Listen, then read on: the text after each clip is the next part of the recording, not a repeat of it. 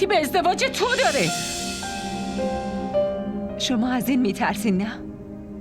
که ما بعد ازدواجمون شما رو تنها میذاریم. من نمیتونم.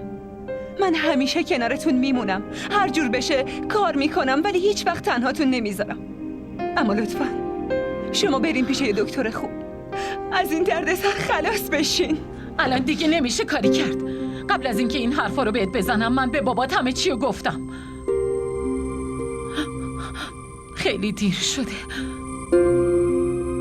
تموم کردنش به این راحتی یا نیست. این وضع منو ببین.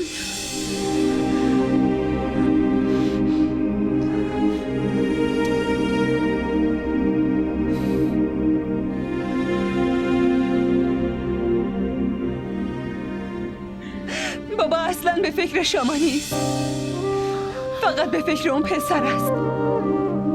اون پسری که هنوز به دنیا نیومده. چقدر شرم آوره. من اصلا نمیدونم چجوری بهتون بفهمونم که چقدر نگرانتونم. نمیخواد به من بفهمونی، بلکه خودت هم بفهم. این اتفاقیه که دیگه افتاده.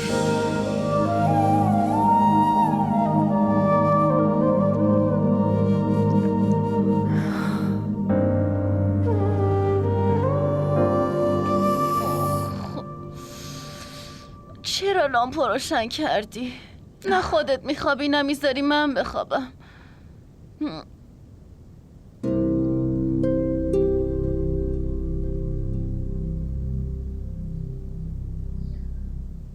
اتفاق جدیدی افتاده؟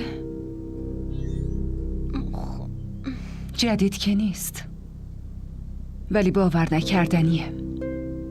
باور نکردنی؟ چه اتفاقی؟ نکنه داداش رو هم نقشه ریخته فرار کنین. منظورم اتفاقای تو این شرایطه. چه شرایطی؟ تا هنوز خوابت نپریده بخواب.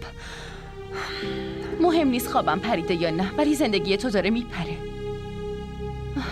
تا کی اینجوری پیش میره؟ مامانم خیلی نگرانه. من فکر نمی‌کردم اینقدر برای ازدواجت نگران باشه. برای خودش نگرانی پیدا کرده. منظورم اینه که چه نیازیه اینقدر به خاله بتول امیدوار باشه؟ ولی یه چیزی هست. اگه داداش روحام بخواد همه چی میتونه درست شه.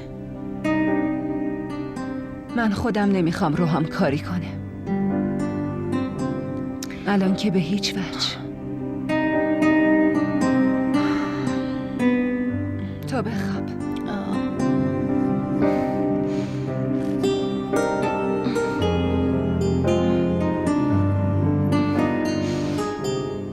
یه چیزی بگم.